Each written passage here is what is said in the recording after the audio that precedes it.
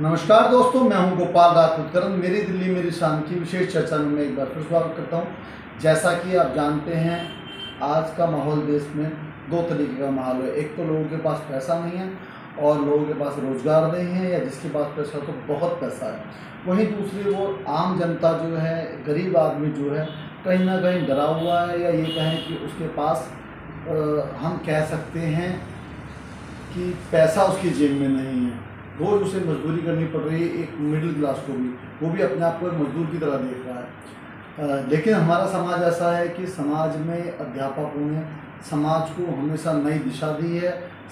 अध्यापकों का काम होता है समाज को एक दिशा देना। जो अध्यापक शिक्षा देते हैं समाज को, बच्चों को, उसी दिशा में समाज चलता है। आज हम बात करने जा रहे हैं पूर्व अध्यापक श्री S.K. सियाल जी से, जो कि एक गवर्नमेंट स्कूल में टीचर थे, जो कि शाहदरा के बाबूराम स्कूल के अंदर अध्यापक रहे हैं। स्वागत है सर आपका मेरी दिल्ली मेरी शान की विशेष चर्चा में। सर, मैं देख रहा हूँ काफ़ी लंबे समय से, जिससे भी बात करो हर व्यक्ति ये कहता है तो मेरे पास पैसा नहीं है, या हमें लगता है कि दूसरी तरफ लोग इतनी बड़ी लग्जरी लाइफ जी रहे हैं कि हर दूसरे महंगी गाड़ी खरीद रहे हैं। तो सच क्या है? या कुछ लोग कहते हैं हमारा समाज आज पहले की तरह विश्वास नहीं रहा है, हिंदू को मुसलमान पे, मुसलमान को हिंदू। आप उसे किस प्रकार देखते हैं? मैं आपके सामने आपने जो बात कही, इसके अंदर अक्षरशः सच्चाई है। इसके पीछे एक बड़ा लॉजिक ये है कि हरेक आदमी अपने आप को ये दिखाना चाहता है कि मैं दुनिया में सबसे ज़्यादा ईमानदार हूँ। नतीजा ये होता है कि वो आदमी अपने पद से भ्रष्ट हो जाता है। जो आदमी जो है उसकी तस्वीर उसके चेहरे पर मौजूद होती है। आप चोर हैं, आपकी तस्वीर आपके चेहरे पर है। जिस तरीके से एक दफ़ा कहा एक आदमी को कि आप जो है इस मकान में चोरी हुई है, सब लोग पकड़े ना जाएं, तो एक समझदार आदमी ने कहा कि जो आदमी चोर है 10 आदमियों में, लेकिन चोर के माथे पर तिनका चिपका हुआ है, जिसके तिनका चिपका हुआ है केवल वही चोर है।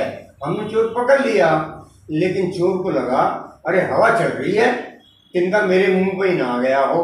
चोर की दाढ़ी में तिनका, उसने माथे पे जो ही हाथ लगाया और क्रिमिनल जमानत ने उस आदमी को पकड़ लिया। उसकी घर की इंक्वायरी हुई, सारा धन उसके घर से निकल गया और क्षण भर में ही चोर को पता लग गया। आज हमारा समाज भी उसी तरीके से भ्रांतिवश है। मैं आपको एक लेटेस्ट टॉपिक के बारे में अपने विचार व्यक्त करना चाहता हूँ। अस्पतालों की नहीं, गांव की नहीं, सड़कों की नहीं, एक नया बर्निंग टॉपिक है कि सरतन से जुदा। ये क्या है? एक जमात एक भटकी हुई घोड़ों पर, रास्ता भूख रोटी से तंग, रेत और गर्द में धुली हुई आ रही थी भारत में, और जगह भी गई। उनको यहाँ पर रोटी खाने के लिए मिली, जहलुम नदी मिली, आओ न हम भी सैर करें कोहे तूर की, जरूर नहीं सबको मिले एक ही जवाब। ये सुल्तुतगिन ऐबक के ज़माने की घटना है। वो लोग यहाँ आए, मंदिरों के पास दिन में डेरा डाल दिया। वहाँ पर मंदिरों की आने वाली, पूजा करने वाली औरतों ने देखा, अरे ये तो गरीब आदमी लग रहे हैं, कपड़े फटे हुए हैं, धूल मट्टी में हैं, इनको सहायता करनी चाहिए।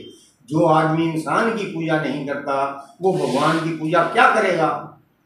हिंदुस्तान की तो यही है संस्कृति। उन्होंने क्या किया, मंदिर से निकलने के बाद सब लोगों ने अपनी शक्ति के अनुसार घोड़ों को चारा दिया, आदमियों को वस्त्र दिए। उन लोगों को ये भ्रांति हो गई, अरे ये लोग तो बड़े फ्री में हमें सोने चांदी के बर्तनों में खाना दे रहे हैं, अरे ये लोग हमारे घोड़ों को फ्री में चारा दे रहे हैं, यहाँ इतना चारा कहाँ से आया? उनके अंदर लालच आ गया। नतीजा ये हुआ, जब रात को मंदिर बंद हुआ तो अचानक बसंत ऋतु का मौसम था, यहाँ हरियाली थी, लेकिन वो जहाँ से आ रहे थे वहाँ चारों तरफ रेत ही रेत, धूल ही धूल, ऊँटों के काफले थे, कहीं कहीं घोड़े भी थे। आज उनको लालच आ गया, लेकिन हमारे पुजारी ने बारिश होने की वजह से उनको मंदिर के अंदर आश्रय दे दिया कि भीग जाएंगे, बीमार हो जाएंगे। उनको जब पुजारी सो गया, उन्होंने सोने की महावीर जी की मूर्ति देखी, सोने की टाइलें, छतर देखे। वो सवेरे ही उठे 3-4 बजे, छतर तोड़ा, मूर्ति तोड़ी और वो वहाँ से 2:30-3 बजे 4 बजे रघु चक्कर हो गए। ये मैं आपको कहानी नहीं सुना रहा, ये कहानी पेशावर के पास एक शहर की है, जो कि खुद वहाँ के एक लेखक ने, इब्न तूता ने अपनी किताब में लिखी है।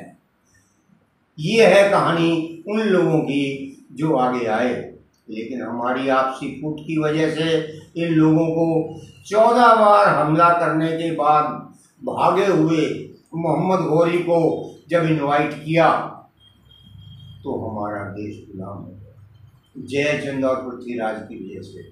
और नतीजा ये हुआ, ये पजामा, ऊंचा पजामा पहनने वाले लोगों ने हमारे ऊपर हुकूमत की। यहाँ की औरतों के साथ क्या नहीं किया, यहाँ की बेटियों के साथ क्या नहीं किया, यहाँ के लोगों के साथ क्या नहीं किया। जबान लड़खड़ा जाती है, आंखों में आंसू आते हैं, रुकते नहीं, नाक में से भी पानी निकलता है। जब आंखें भर जाती हैं आंसुओं से तो वो पानी नाक में से बहने लगता है, लेकिन कोई सुनने वाला उस वक्त नहीं होता। और आज जब हमारी सेनाएं जाग गईं, जब हमारे जवान जाग गए और उनको कहा अरे तो गलती हमसे ही हो गई, ये तो क्या हो गया, क्या से क्या हो गया। जब वो कहते हैं तो फिर कहते हैं ये, अरे हम तो 1857 के गदर के आदमी हैं, गंगा जमनी सभ्यता है, हमें भाईचारा निभाना चाहिए, हमें मेल से रहना चाहिए, तुम्हारा भाई हमारा भाई, हम एक ही हैं, हमारे पूर्वज तो हिंदू ही थे। ऐसी बातें बना करके हमारा बेवकूफ़ बनाया जा रहा है। लेकिन फिर वो दर्जी की गर्दन क्यों काट दी जब भाईचारा था? राजस्थान के अंदर कत्लेआम क्यों मचाया था जब भाईचारा था? तमिलनाडु में लोग क्यों मार दिए जब भाईचारा था? हैं? कश्मीर के अंदर पंडितों को बाहर क्यों निकाल दिया जब भाईचारा था?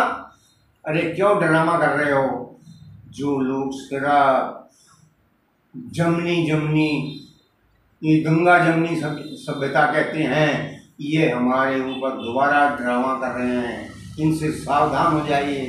सिर्फ वो लोग जो जो लोग सिर्फ जमजम का पानी पीते हैं वो ही मुसलमान हैं। जो गंगा जमुना, कावेरी, महानदी, गोदावरी, कृष्णा का पानी पीते हैं वो तो मुसलमान हो ही नहीं सकते।